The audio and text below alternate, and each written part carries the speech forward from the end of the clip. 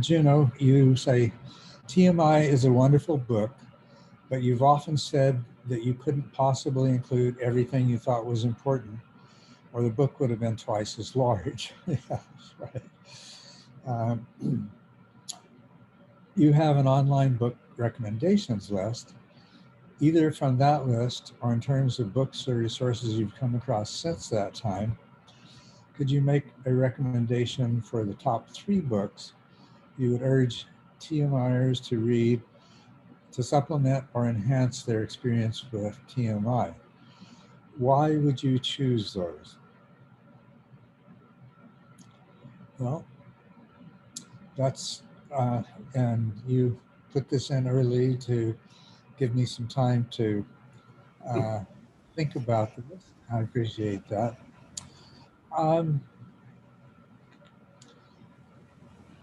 First, I need to preface this by saying that while there are some, there is some good reading that I would recommend, and I think that will be quite helpful in maybe understanding the approach I've taken at TMI a little more deeply.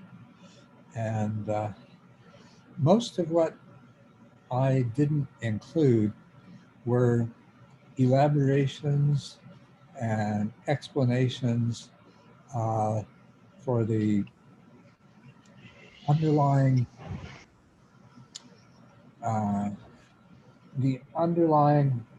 structure and explanations for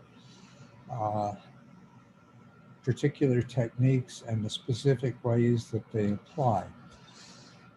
I drew on many, many sources, and in every case, what I presented you with is my sources through the lens, and of course this is true of anyone, but in my case it was perhaps done a lot more consciously and deliberately than is otherwise the case. Anyone that writes or speaks is basically sharing with other people what knowledge they've acquired through listening or reading from others through the filter of their own understanding and experience. And in the case of TMI, I'm going to say very much experience. A bit of background noise here that there. I've muted you, Stefan, and you can unmute yourself when you need to. So it's not as though I could give you 3 books that would really contain the kind of information that I had to leave out. But there are some things that were very much a part of what directed me in my writing and my thinking that I can share with you. And in terms, the first one that I think of is systems thinking, which has informed my thinking for several decades now. I discovered and became very fascinated by self-organizing systems, which we are perhaps the paramount example of which that we know of, other than the totality of everything is a much more complicated self-organizing system that goes far beyond anything else. We do well to even grasp the nature of the self-organizing system that we are, right? But systems thinking has informed almost everything that I wrote in TMI to a greater or lesser degree, while presenting it from a much more conventional point of view based on a very ancient linear description of the progress of meditation. So it is a systems thinking informed linear approach, if you know what I mean. So where this is, of course, most readily evident is in everything that I say about the mind as a system. Where this could be extended probably most profitably is how this entire schema of mental and meditative development is actually a systems process being looked at from a developmental perspective, which is any developmental process is linear from a temporal viewpoint. And that's really where the linearity of this comes in. The linearity is an illusion when it comes to the overall process that allows one to move developmentally from one stage to another. It is the evolution of the mind system.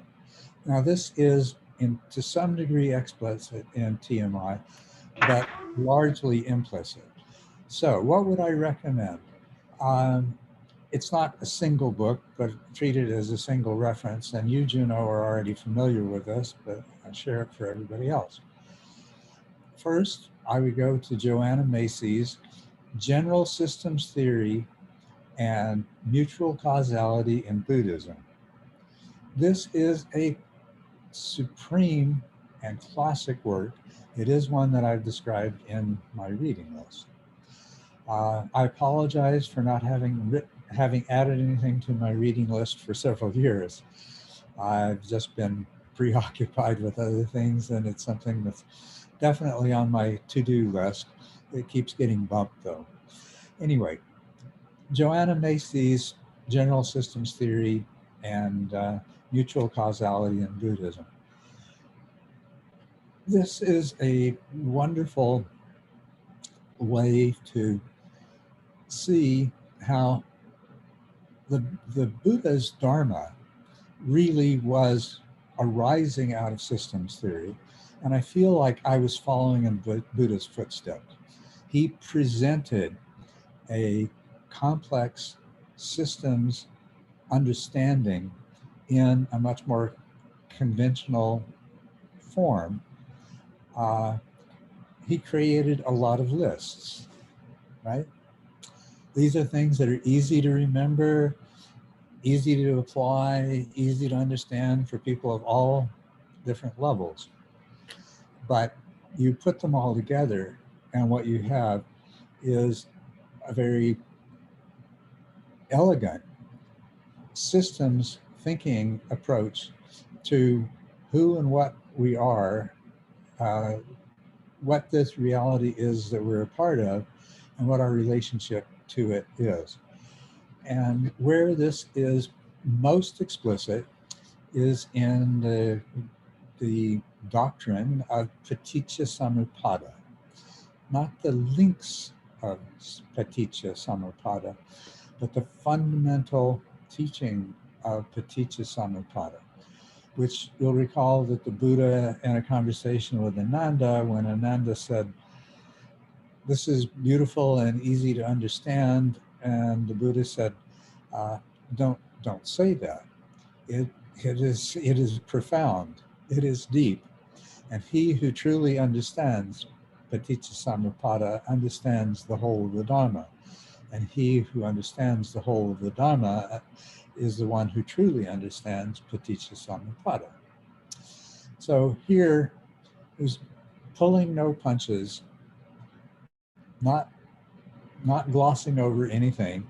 He was saying, until you understand this profound causal interconnectedness of everything, you will not have really understood this Dhamma. And once you have, once you have really understood this Dharma, then you will be able to dwell in this understanding of the fullness of this interconnectedness of everything. So along with Joanna Macy, there's two other things, and this is just one category, okay? The two other things that I would recommend, one is the, I should have written this down for you. I believe there may be a reference to this in TMI. It's Huayan, and the a beautiful book on the Chinese Huayan that's available on Amazon has Huayan in the title, Huayan or Yen as it's variously presented. And it's also based on the flower garden or the flower garland sutta, and it's also an aspect of the Indra's net. And so books with Indra's net, flower garden or garland sutta, or Huayan Buddhism in them will be good references. Now there's one in particular that I think I mentioned. The third thing is a very recent, comparatively recent book, The Systems View of Life by Fritjof Capra and I'm sorry, I can't remember his co-author's name. Of these, that's probably the easiest one to read, but these are some books that would give you very solid grounding in systems thinking, its application to the Dharma, meditation, and the Buddha's teachings overall. Now, a second area, which I think is simpler because it's just a single author, although he's written 3 books. Each one of them is massive, but I'm talking about James Austin, The Zen Brain, and that's a series. There are 3 volumes in that series by James Austin.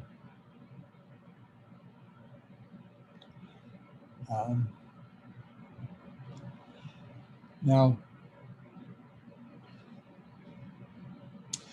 to the degree that someone is interested in the light that neuroscience sheds on the meditative process, the insight process, the awakening process, James Austin, now he is, of course, a bit out of date, but nothing of what he says is invalidated by what's been learned since. It's just that a lot of what he suggests has been explored much more thoroughly since he wrote those books, and there is more information. It's also a rather daunting task to undertake reading James Austin. Now, as far as the developmental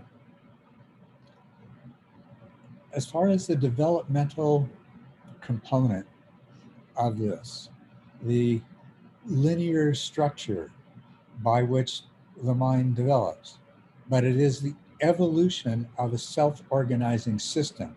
So you starting with these other things as a ground for understanding, and then recognizing that the linear development in time of the mind system is this complex, recursive process. But then, now,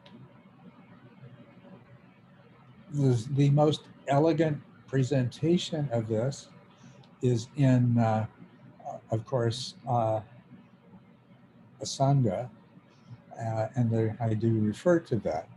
But there is not the kind of detail. It's written in a way that's rather obscure. It's hard to decipher, and as I say, it doesn't have a lot of detail. But if I refer you to the works on meditation by Culadasa Bhikkhu, by Hanapola Gunaratna,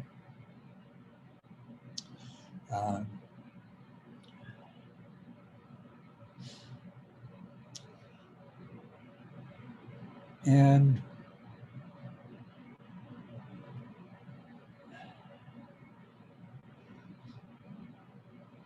any of the Tibetan sources that attempt to make use of and explain a Sangha's 9 stages, right?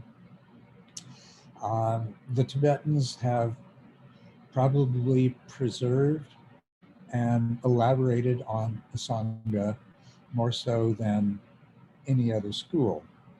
And Asanga did capture elegantly the stages, the developmental stages. And this is something that many people who are more, I would say, right-brained oriented in their thinking object to the linearity of this. But it's an area that I would strongly defend always. No matter how thoroughly you understand the complexity of every aspect of what it means to be a human being, physically, physiologically, neurologically, it is indisputable that a child must learn to stand before they can learn to walk. They must learn to walk before they can learn to run. They must learn to walk and run before they can learn to jump, right? That doesn't mean that you can't put a pre-toddler in a hanging jumper seat and they can strengthen their legs and they can learn coordination of the movements of the muscles of their legs before they can stand, before they can walk, right? But they won't be able to do that until they've gone through these other progressive developmental stages. And the same thing is true of training the human mind. Once we understand that, or once you understand that, you'll be able to look at any meditation system. You'll be able to see how, even though it's not labeled as such, identified as such, described as such, that it only succeeds because there is some implicit recognition of this developmental process. And in one way or another, every meditation system that enjoys any degree of success at all in bringing a person to the threshold of insight and awakening, in some form or another, allows for this sequential development of skills and abilities to a certain level. Although things may not have been understood by the persons, plural, through which these meditation methods come to us. Nevertheless, to the degree that they work on the basis of their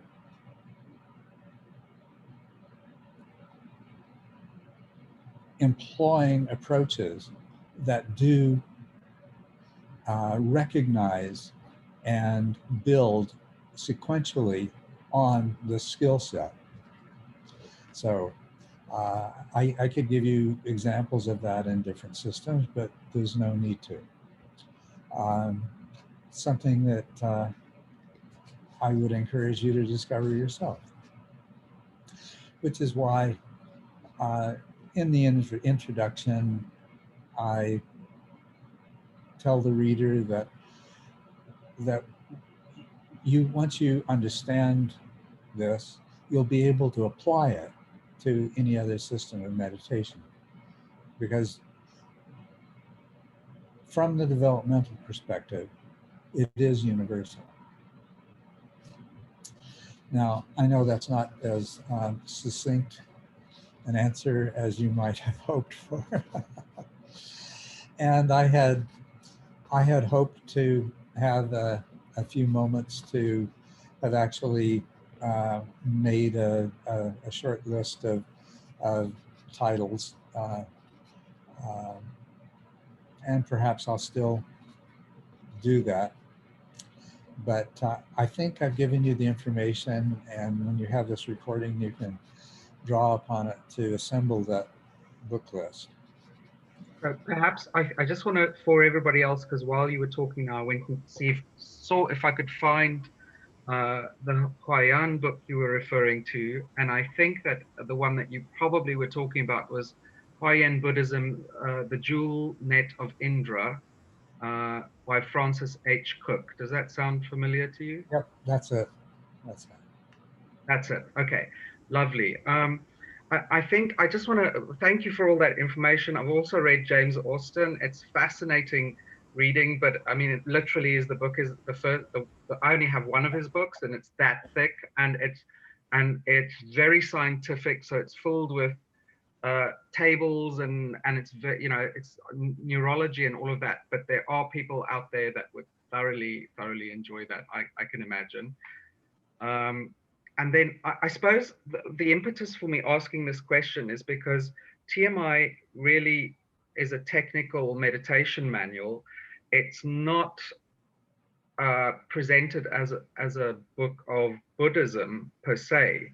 And so what I found really enhanced my practice was reading other Dharma books. There were so many that I found complemented and enhanced, because obviously it's going to complement, but really enhanced my experience of TMI. And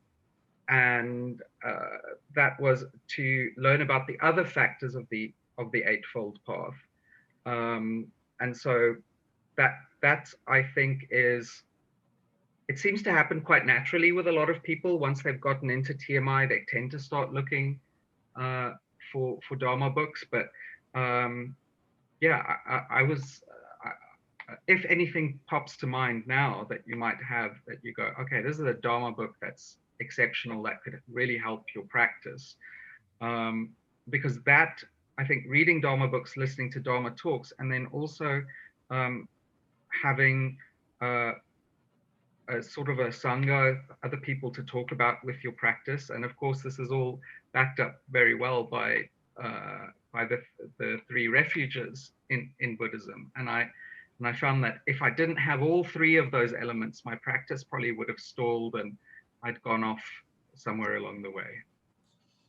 Well, one of the books that I'm working on is exactly the book that you were looking for a reference to. The problem with giving a reference to a book on the Dharma, or Dhamma, either one, is that because Buddhism has been perpetuated as a religion, because it has incorporated so many ideas from the pre-existing Vedic Brahmanism, from the simultaneously developing Vedanta and other Indian schools of philosophy, and because of the pragmatic necessity of the propagators of Buddhist Dharma to contextualize it as a religion so that it could and would be assimilated by large numbers of people. I know of no existing text on the Dharma that is not highly misleading in many ways. The best reading on the Dharma that I ever came across was by Culadasa Bhikkhu. perhaps the most renowned Thai teacher, recognized as such by the Thai government. So there's all books on the Dharma are problematic. All of them end up trying to adopt the Dharma to conform to things that are just absolutely not a part of it. And to get beyond that,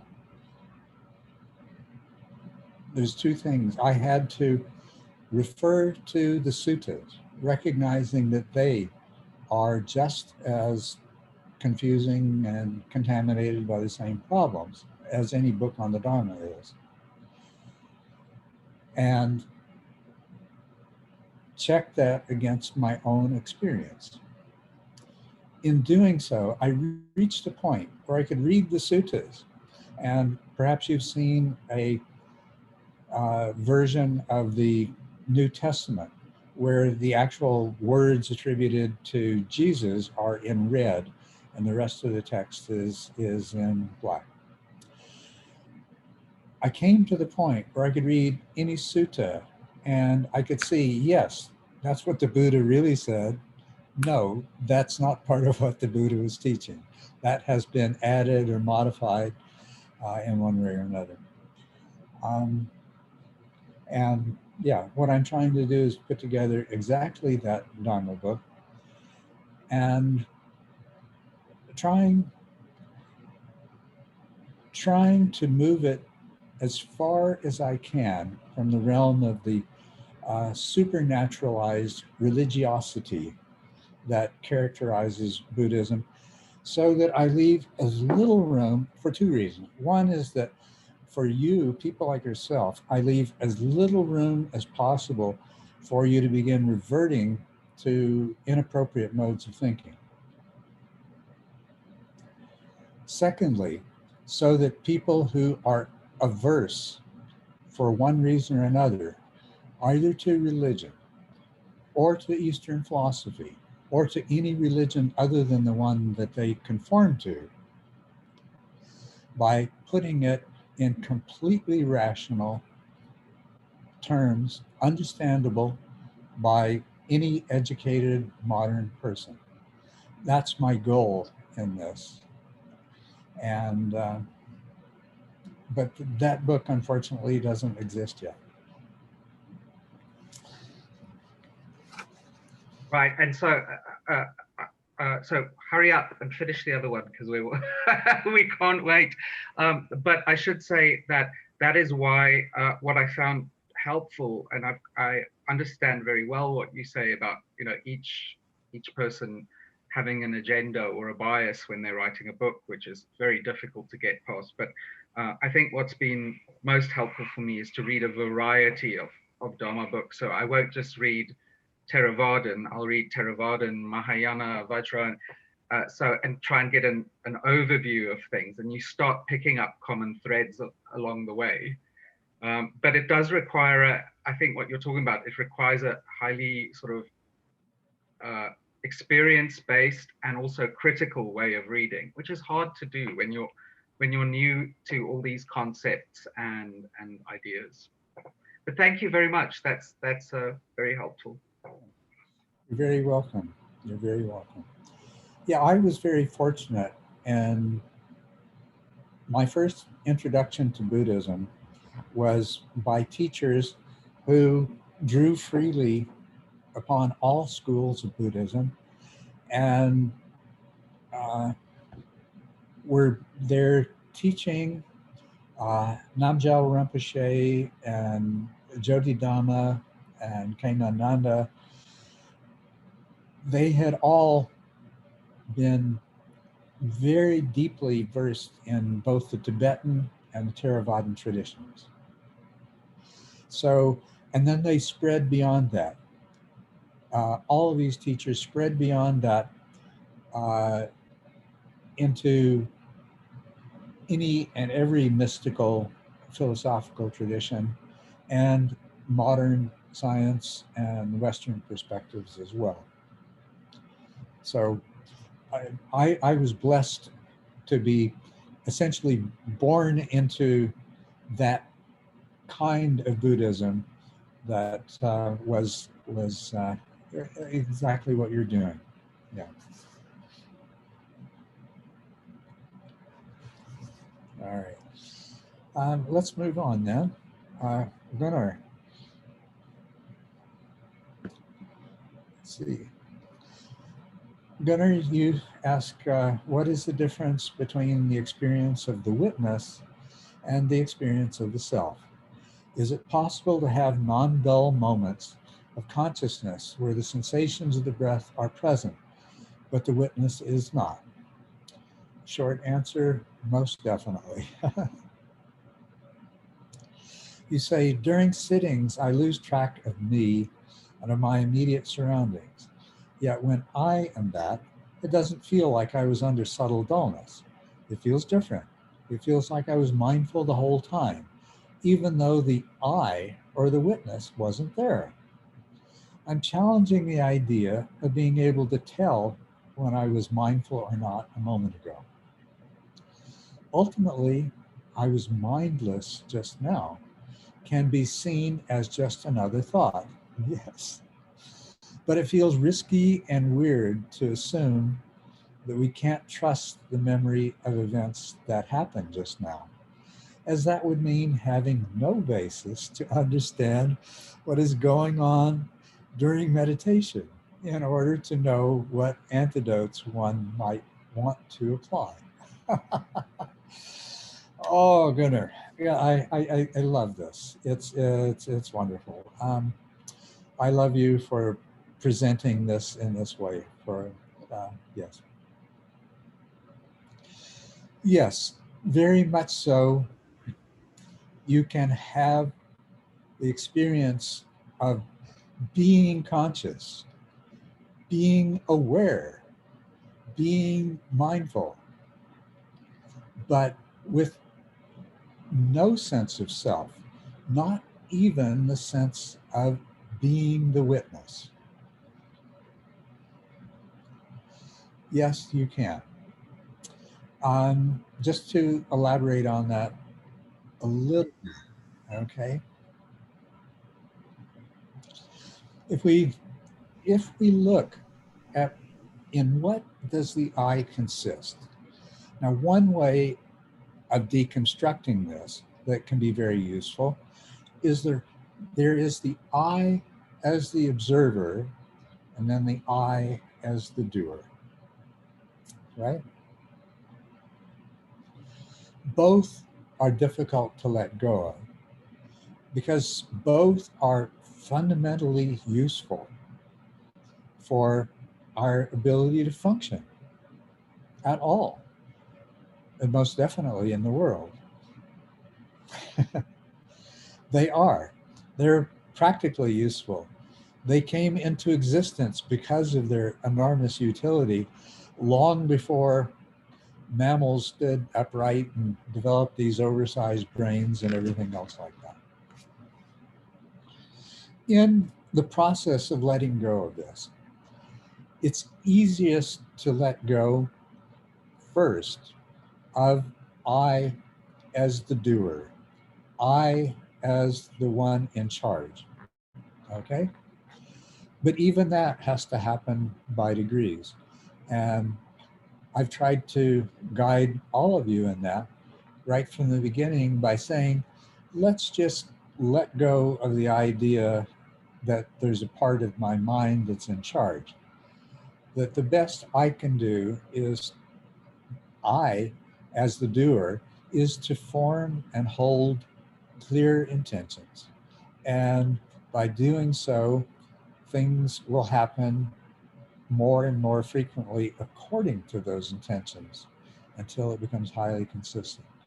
As we go along, I encourage you in subtle ways to even let go of that as being rather that's the intention itself arises out of this complex system consisting of many sub-minds and sub-sub-minds and so on and so forth.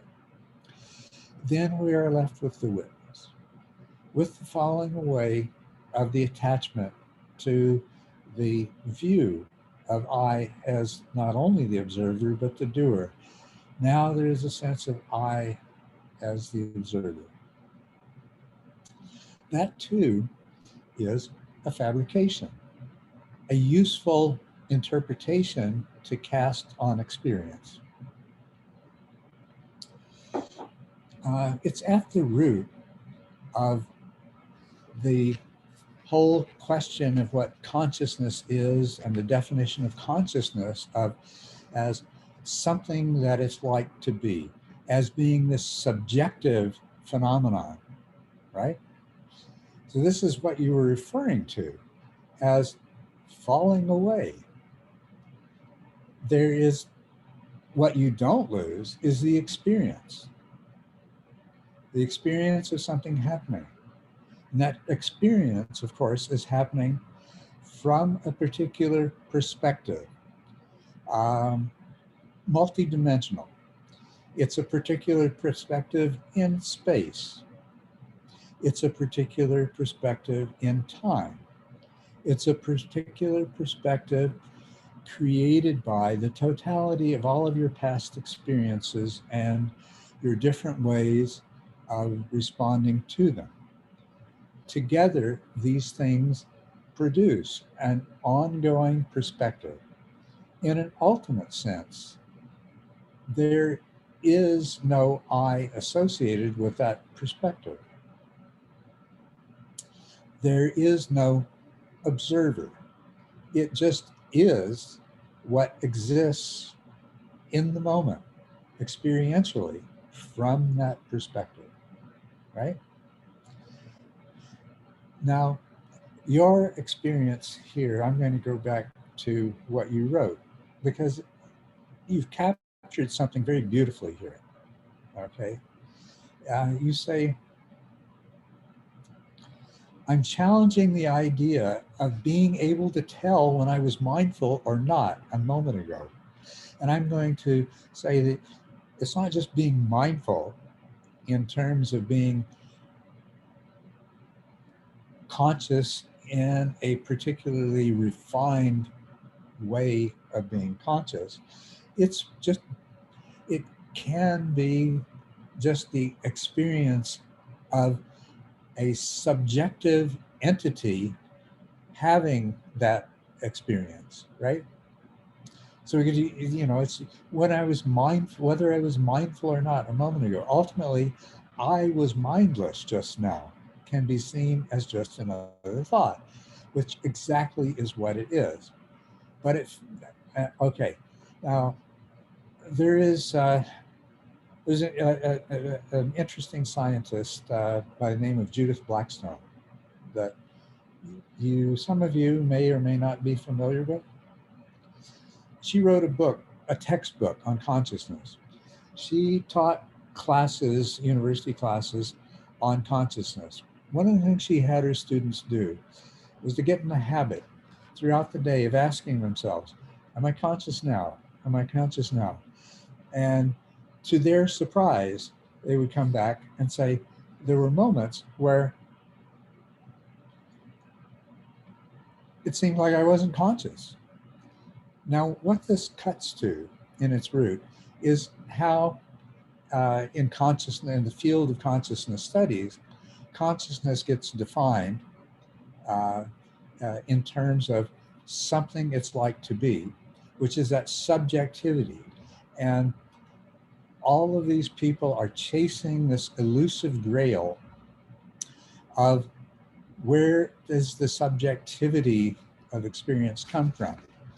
And I would posit that the answer to that is absurdly simple and obvious if you think about it.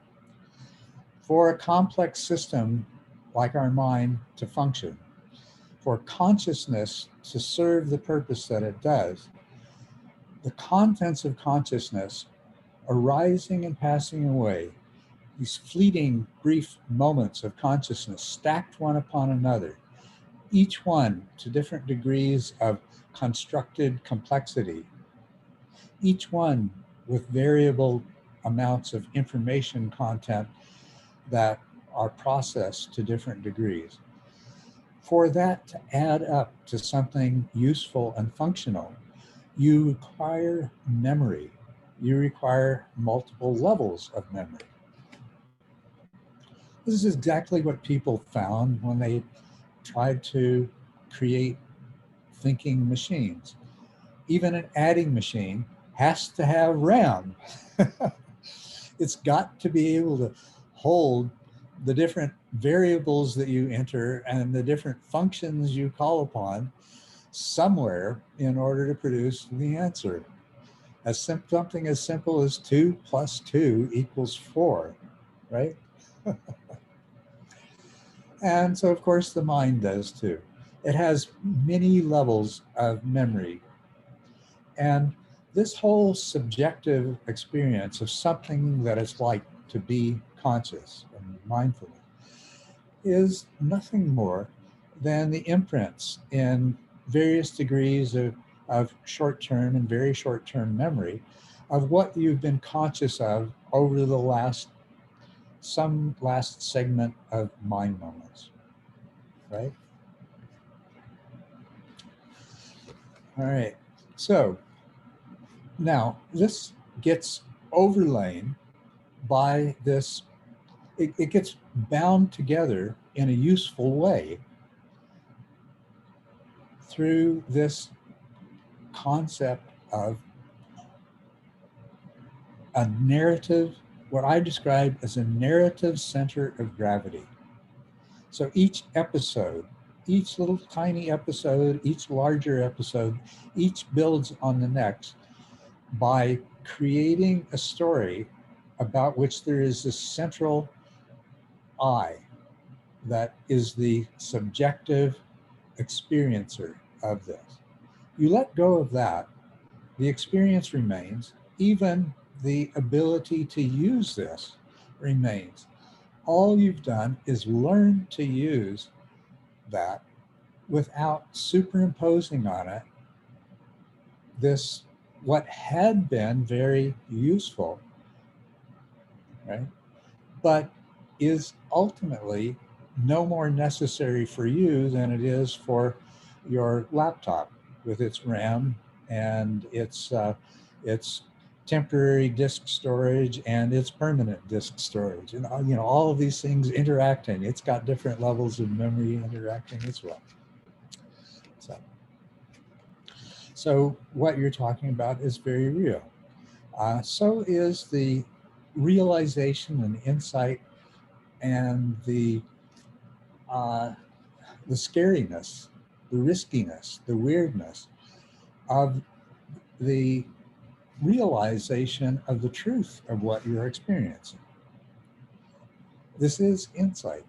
You say, not only do you say, I'm challenging the idea of being able to tell when I was mindful or not a moment ago. Ultimately, I was mindless just now, can be seen as just another thought. But it feels risky and weird to assume that we can't trust the memory of events that happened just now, as that would mean having no basis to understand what is going on during meditation in order to know what antidotes one might want to apply. This is so, so true, not just of meditation.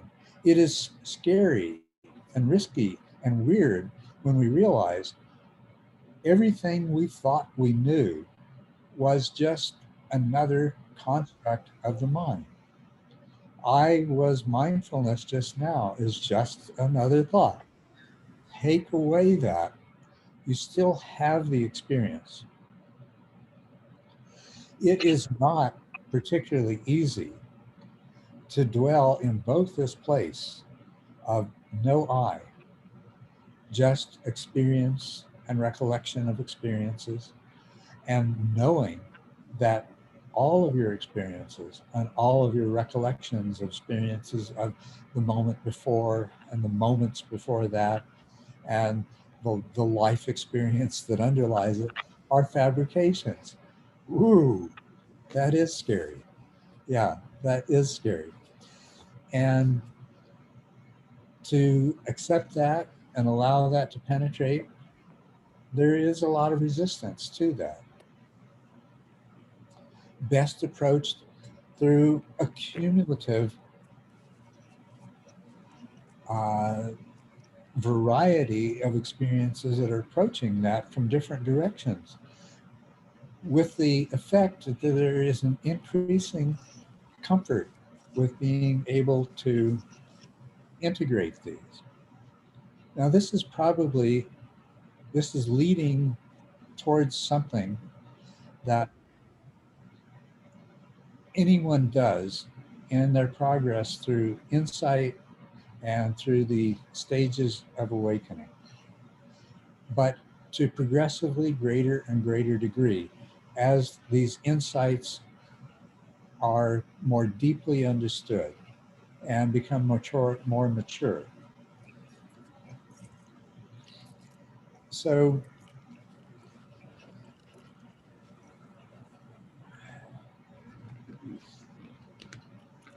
I don't want to get into a long, deep development of this whole process, but I'd like to say this much, that what you experienced and what you've described so elegantly here is what it is like with this growing realization of the truth of there being no separate entity, either as doer or as observer, of everything being process, of all mental formations being empty, not just of I, but empty of any kind of self-nature of being what they appear to be, of realizing that to attach to and believe in anything as other than empty of that kind of self-nature of being what it appears to be, of being, of having any sort of reality other than as ongoing unfolding process, that there is no kind of individual power and control of, except in the realization that as a part of this whole, one is a self-organizing system. And therefore, what the one thing that empowers us most about this understanding, and that we have to integrate into it, is that the we that the I was trying to represent has the capacity to positively or negatively develop itself. From a systems thinking point of view, we are self-organizing systems within the limits that we are a process that is part of a much, much larger process, right? But within that contextualization, as a perspective in space, time, and experientially in other ways, we do self-create. So it's scary to realize that. It's scary to let go of the artificial crutches that have allowed us to function and survive. But these crutches themselves have tripped us up. These crutches, we have reached a point in our development that until we cast them aside, we will constantly be tripping over, hurting ourselves, and suffering because of our crutches in the form of our attachment to unrealistic yet reified fantasies. So I'll leave it there and see if anybody has anything they want to say in response to it.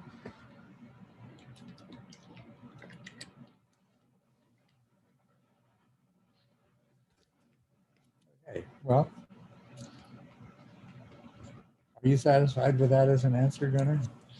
Very much.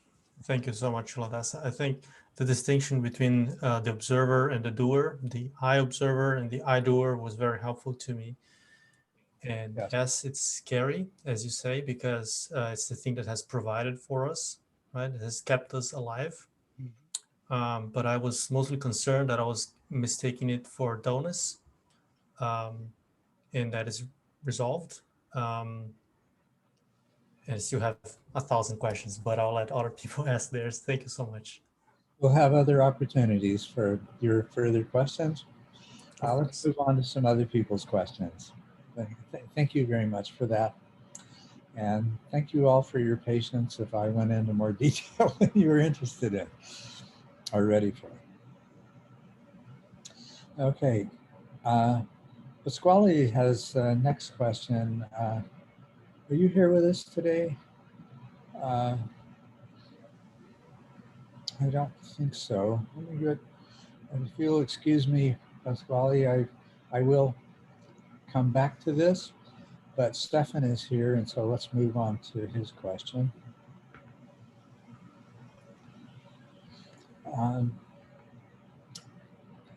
Stefan, maybe some information about me as a person can be helpful. I'm very easily distracted, work, reading, school, etc. At the same time, I can be very focused and deep dive when I found a focus. This characteristic seems to be present in my meditation session as well. For a long time, I found myself very easily dragged away from the breath, mind wandering being the major content of a meditation session. I've been meditating 1.25 hours per day, according to the instructions of your book, for more than 2 years now. I believe myself to be in stage 3 according to the classification. I would say it took me about a year to reduce cases of mind wandering and its duration. Furthermore, the concept of being able to attend the sensation of the breath and at the same time realizing what is going on around me, be it thoughts or feelings, seemed unreachable to me. Very recently only have I realized a change in my meditation session. I'd like to talk to you about it. It seems that I can attend the breath and still realize my stream of thoughts or feelings, which are there, sometimes more in the foreground and sometimes more in the background. Wonderful, wonderful. Sometimes when realizing these thoughts, I ask myself whether I forgot the breath or not. I rarely still have short periods of mind wandering when there's a strong thought or emotion. I have 2 questions. I start to realize that when the thoughts are not coming in as events anymore, but rather exist there all the time in the background, I rarely label them. I actually only label it a thought somehow stands out of the stream of thoughts going on parallel to my attending the breath. Is it okay to not label in that case? Absolutely, Stefan, absolutely. The whole purpose of labeling is to label those thoughts that are emerging from the background, they're only emerging from the background because they are succeeding in capturing moments of attention, if only very brief moments of attention. But as they do so with increasing frequency, they become gross distractions, and then they're at risk of causing forgetting. And once forgetting has occurred, of course, depending on the power of your sustained introspective awareness, you become at risk of short periods of mind wandering still. So it is very appropriate to label those that stand out from the background by switching into the mode of attaching a label. You're actually disconnecting from the process of attending to the thought. You're stepping away from the thought and labeling it. Okay? Does that fit with how this happens for you? Yeah, makes Okay. totally sense. And that's exactly what you want. Is not only do you disengage with it by labeling, but also this will stay in your awareness as If this thought comes again, and if this thought begins to stand out by virtue of capturing more attention, I'll know to let go of it. The I, in this case, being the unconscious mind system that is the audience to what is happening in conscious awareness. So when the unconscious mind system observes that something that is not supposed to be is starting to enjoy a certain degree of prominence, it will connect for it. Ultimately, it will connect for it automatically. And there'll be no need to ever label anything because it will be corrected for by the mind system that is currently engaged in the process of creating and observing the conscious experience. Can you fit that into your experience and see how good? Yeah, absolutely. That's what I thought, and that's what I hoped. So thank you very much.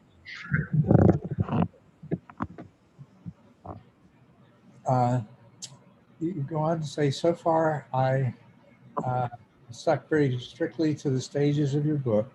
I would not say that I have completed stage 3, as I still sometimes forget the breath.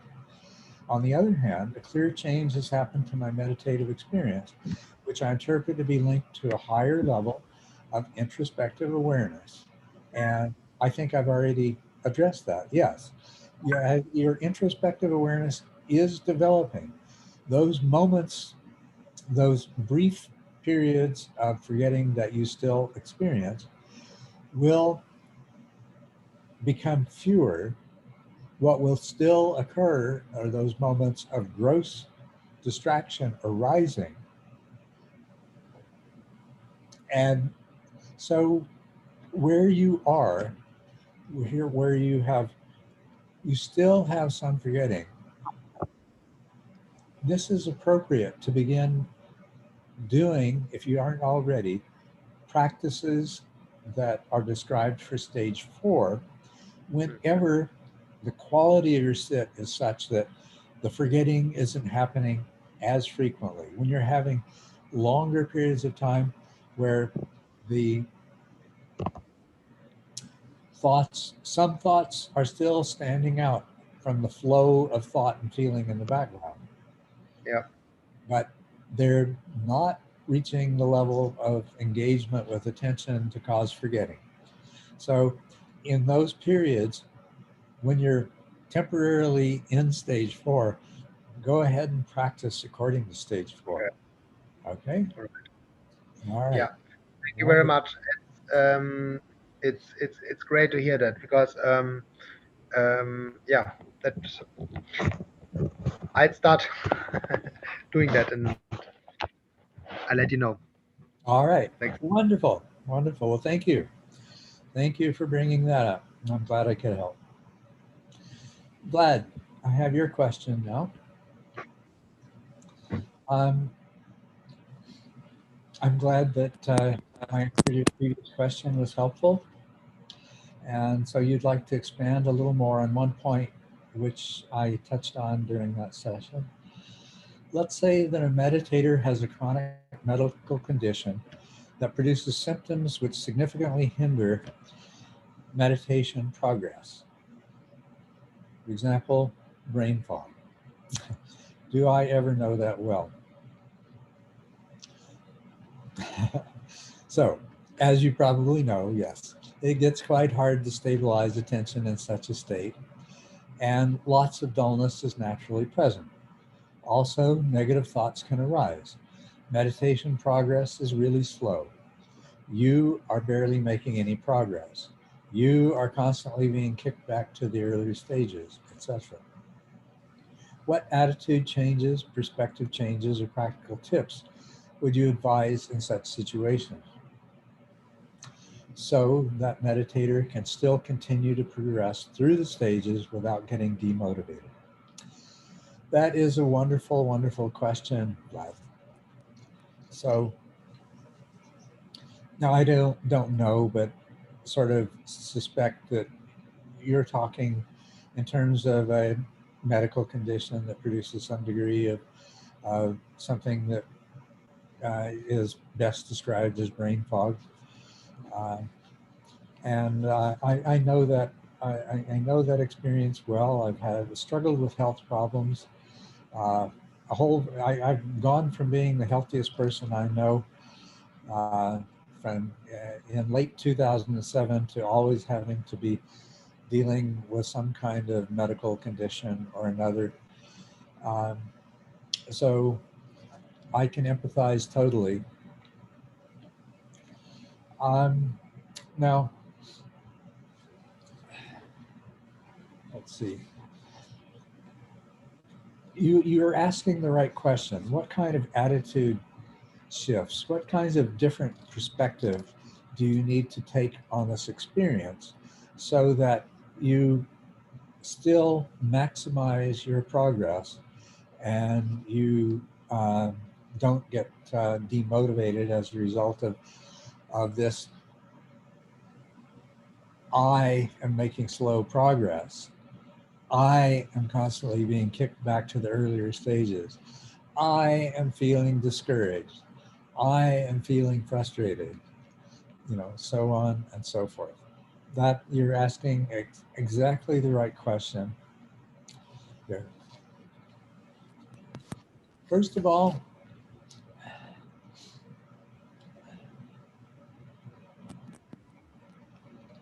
to have these kinds of challenges, only and to practice appropriately with the right attitude when confronted by these challenges can only be beneficial, can only develop your skills more effectively. Recognize this, that you're trying to run uphill and with a load on your back. But if you continue to make progress, take another step, and then the one after, and the one after, that by the time you get to the top of this hill and you're ready to go up the next, you will be stronger than your fellows who perhaps got to this peak, they got to this next stage, who got to this next summit on your journey without that extra load. You will be stronger when the day comes that you can shed that burden. Then this strength will become fully evident. You haven't fallen back. There is no you to fall back. There is just a falling back. Is it really a falling back? Or is it having to put extra effort into completing this step, getting partway through this next step, and then having to replant your foot on the ground, and then to do it again until you've completed it? Having completed it, to let that empower you to take that next step, to lift the trailing foot. And it doesn't matter if you have to reset it once or twice or whatever. It is the process. It is ultimately beneficial. The only way that you can ever be stopped is if you decide that you don't want to keep trying.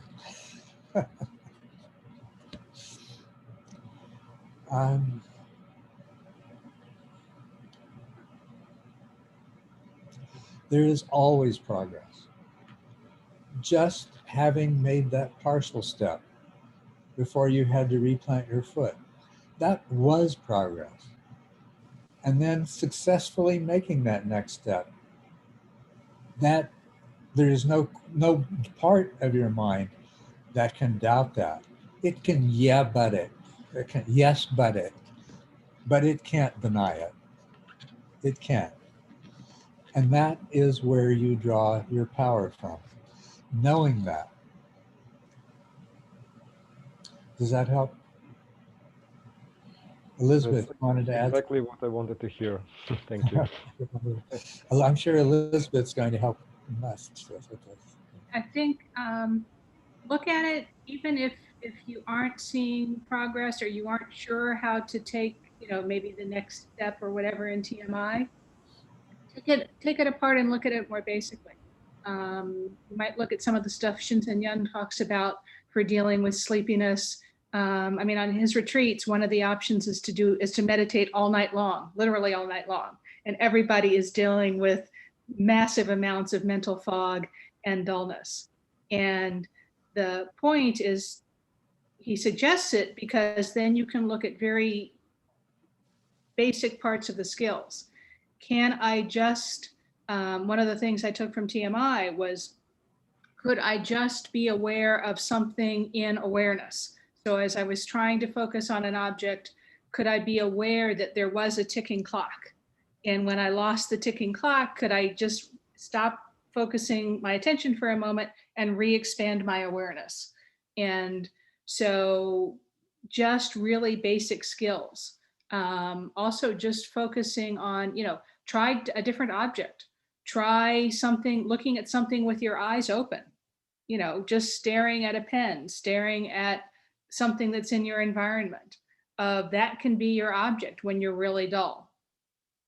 And it still builds attention. You're looking at skills development. That's what builds the path with TMI, but you're looking for skills development. So if I'm really mentally fogged out, how clear can I look at something? How clearly can I listen to something? Can I pay attention to something and just work on fighting that fog and trying to hone whatever sensory clarity is there just a little bit more? Same thing with conscious power. Can I focus on something? And if I have to do it standing up with my eyes open, staring at something, that's still trying to pay attention to something. And so that's still gonna build things that will translate into seated with my eyes closed, working with attention and awareness.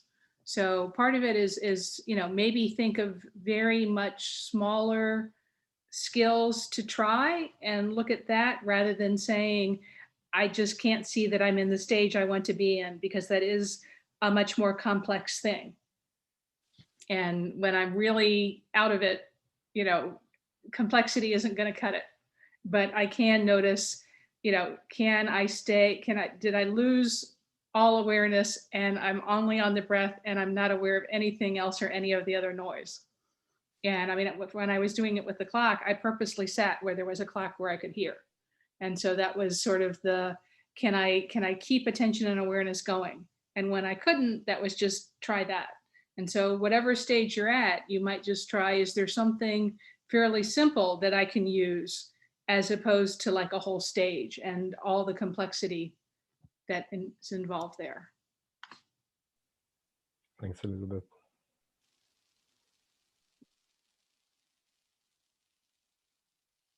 Nick, is that a hand? Yeah, sorry about the lighting situation. There's a bulb gone, and better internet downstairs.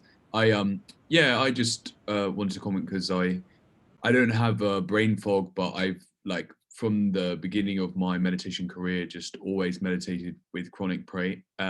I started because of a head injury, and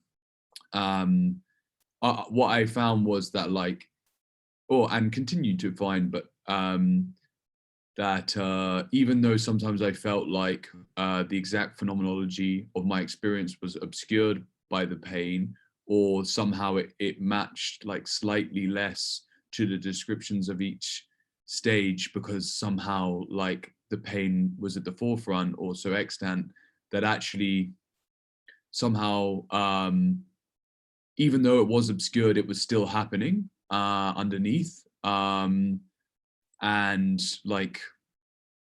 it was just a sort of matter of time, and over a period of just sort of even though my reference points for being in a certain stage were more subtle because they're obscured by the pain, but just trusting that, and like after a while it did just seem to break through nonetheless. Yeah.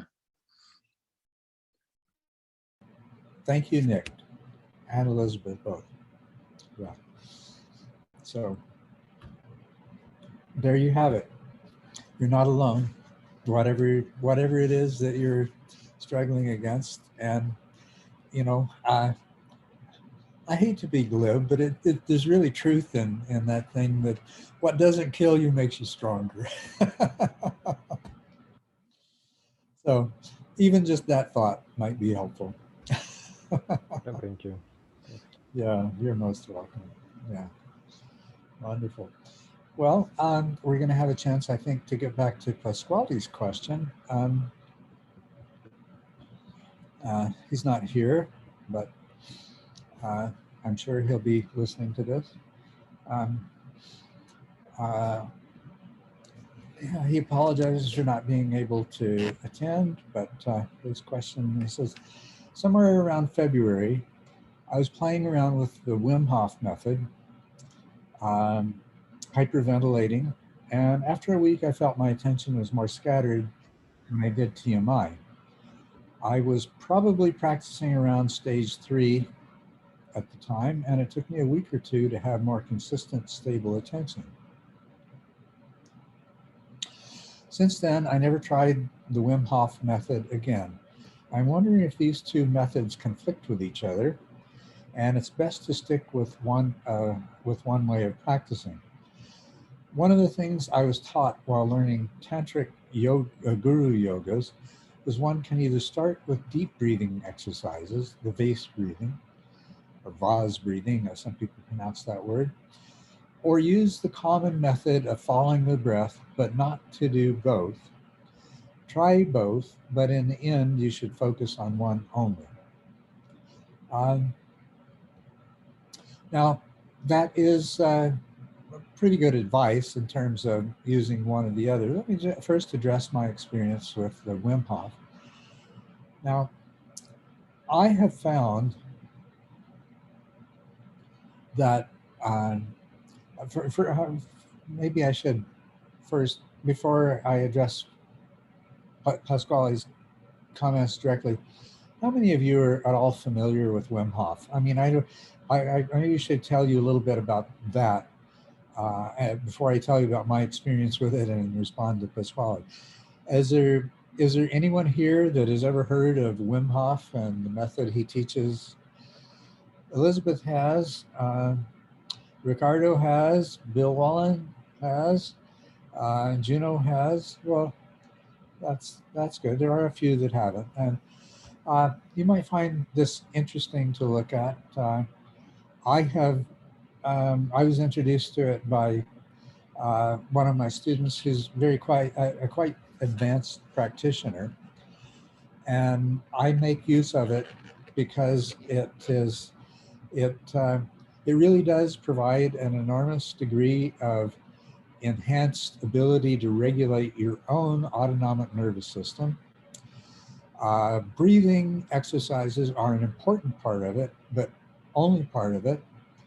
And perhaps the other most important aspect of it, in addition to breathing, is the cold exposure. This progresses from switching from a hot shower to a cold shower, staying in a cold shower for longer periods of time,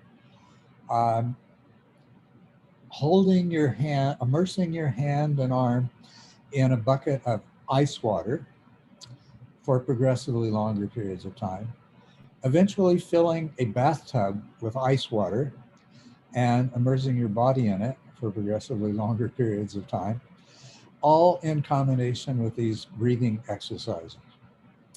And some rather remarkable physiological changes occur. I haven't myself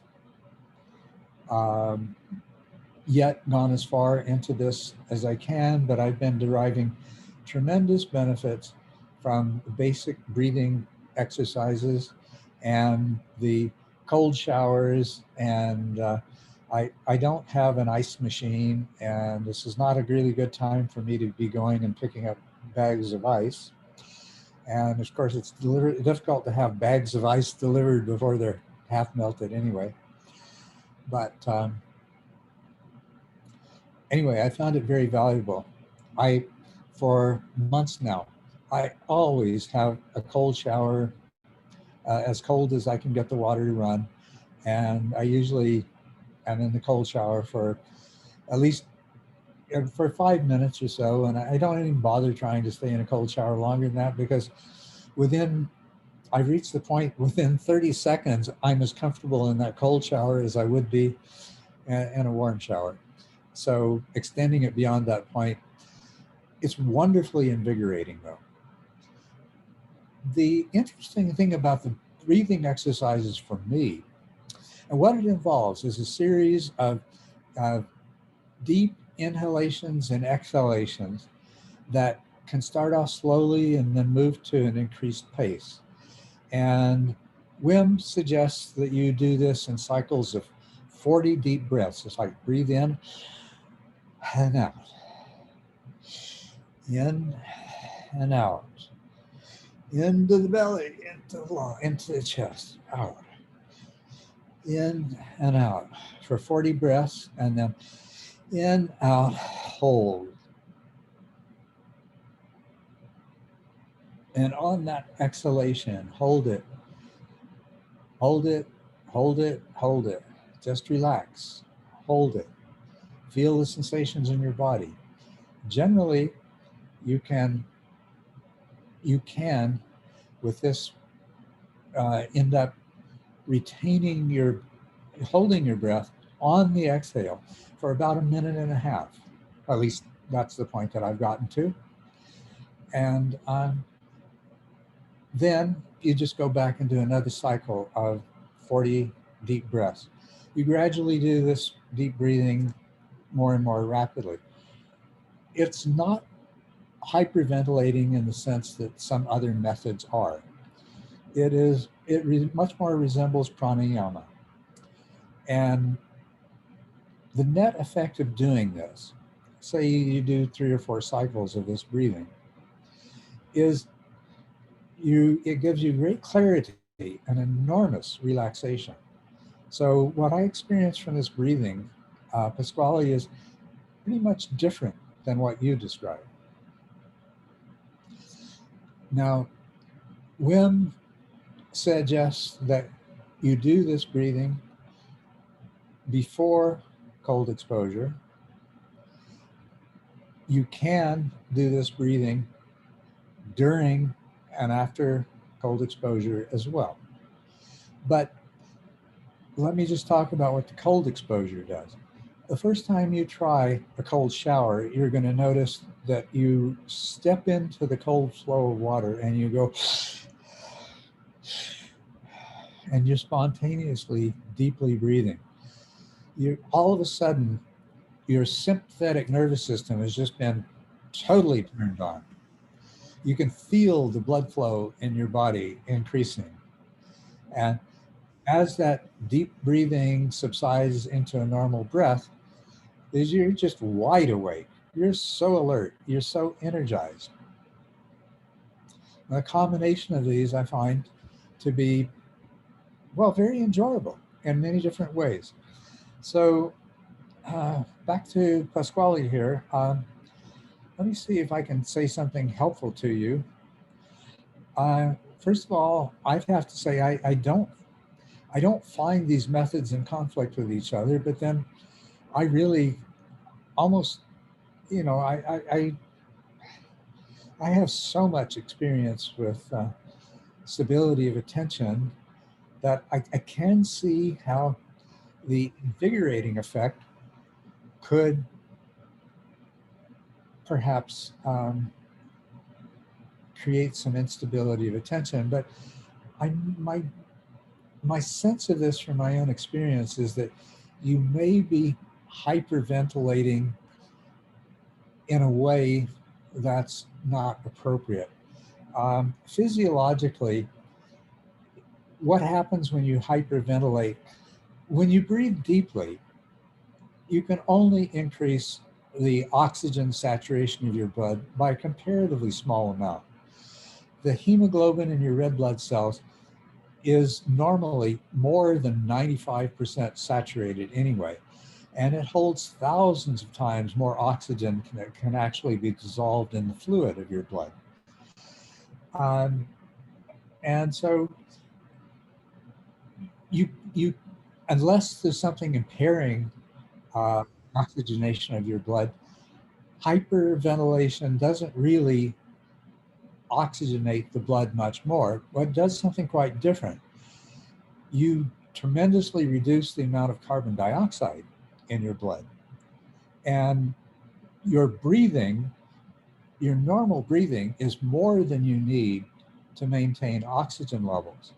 It's mostly to maintain just the right level of carbon dioxide.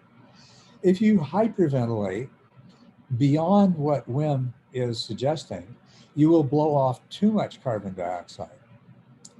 Too much carbon dioxide removed from the carbon dioxide makes your blood more, it moves it in the direction of being more acidic.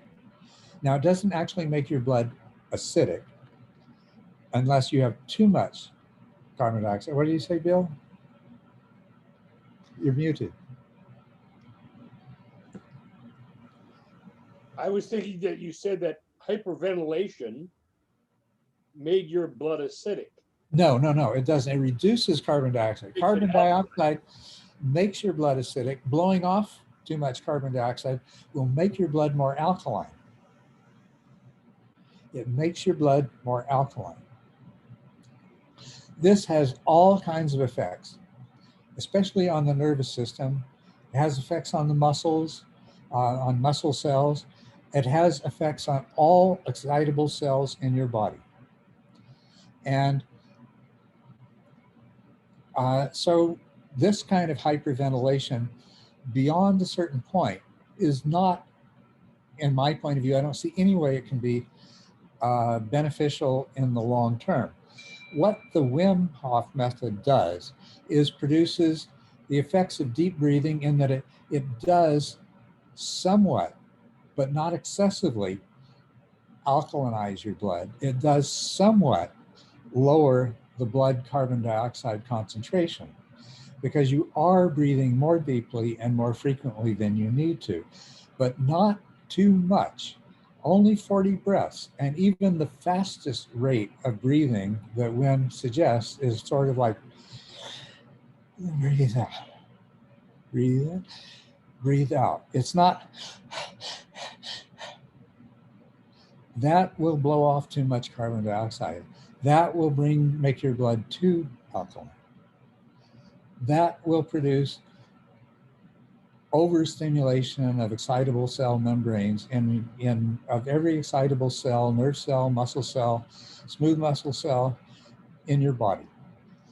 It's not what you want to do. And I suspect that is what is happening. So if there is a free app you can download for Wim Hof, if you follow his breathing exercises in that free app, you won't have that problem. And just for the fun of it, all of you who are listening might like to download Wim's little app, just Wim Hof method in apps, and then download it and do that breathing exercise. It is lovely. It is delightful. You'll love it. And it brings you to the place, the reason that you can hold breath on the exhale for a minute and a half is because what usually makes you breathe is not lack of oxygen. Yes, your oxygen level does fall, but it doesn't fall dangerously. Usually what forces a person to breathe after a couple of minutes is that the carbon dioxide is too high, and it triggers a inspiratory reflex that is very hard to resist. So, yeah.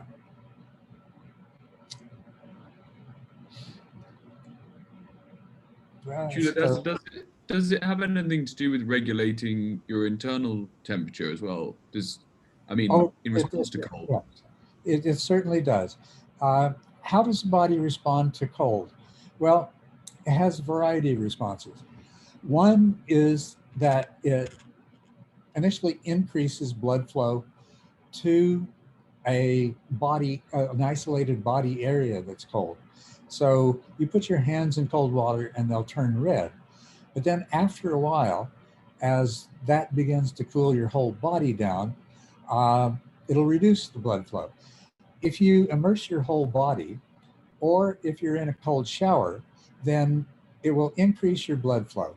But because it's your whole body, it will then stimulate your metabolism. The first place your metabolism is stimulated is in what's called brown fat that's stored in your back. And as that begins, it's just like a on switch that the adrenaline released from your adrenal glands and the sympathetic nervous system releasing noradrenaline at its terminals will just turn on that brown fat metabolism, and it will generate more heat. And but then there's an overall effect in the whole body as well of stimulating metabolism. So yeah, it has a variety of effects, beginning with blood flow, moving on to increased heat production by this brown fat in your back that exists to serve exactly that purpose, to produce additional heat under stress when you need it. And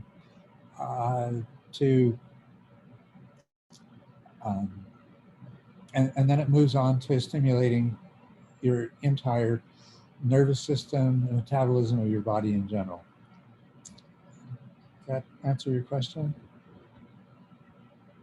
Okay, good.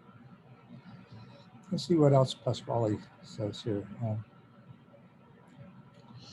Yeah, the vase or vase breathing that you learned is actually more like what Wim teaches.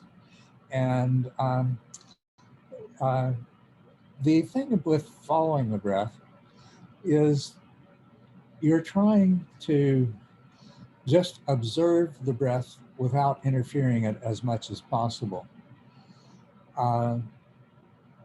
So that's the reason why following the breath and doing that kind of deep vase breathing.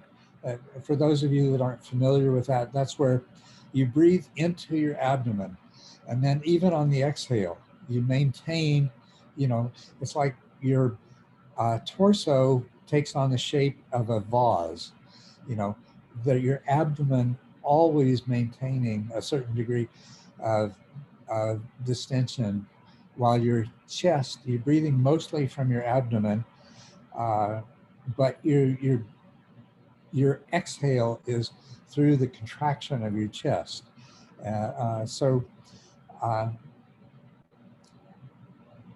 I'd say that the net effect on gas exchange is much more similar to what Wim teaches, and that's why you probably find that it's more beneficial to you than hyperventilating. Next, Pasquale says, when one tries to relax to achieve effortlessness, as described in stage 7, are there any uses of gazes? Mahamudra traditions describe having open eyes and looking straight ahead when meditating on the mind.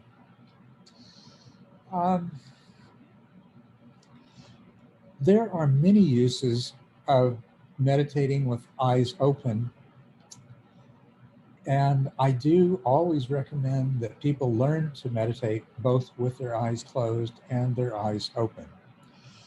And with regard to achieving effortlessness, as described in stage 7, on an individual basis, open eyes may turn out to have certain advantages for you, for certain people. At least in my experience,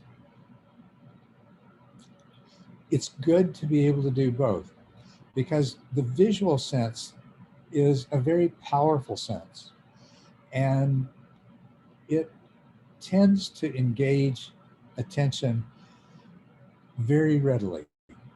So you can see how meditating, following the breath with your eyes open is just another way of strengthening that ability to maintain stability of attention. And so obviously it could be a very useful way to get to that level of sustained stability of attention and sustained mindfulness that allows you to relax into effortlessness. So yes, absolutely. It could very well be quite beneficial to you in that way. And don't hesitate to use it if it is, okay? It's not at all inappropriate. If there's anything anybody else would like to add to that based on your experience with eyes open meditation, well, feel free to do so.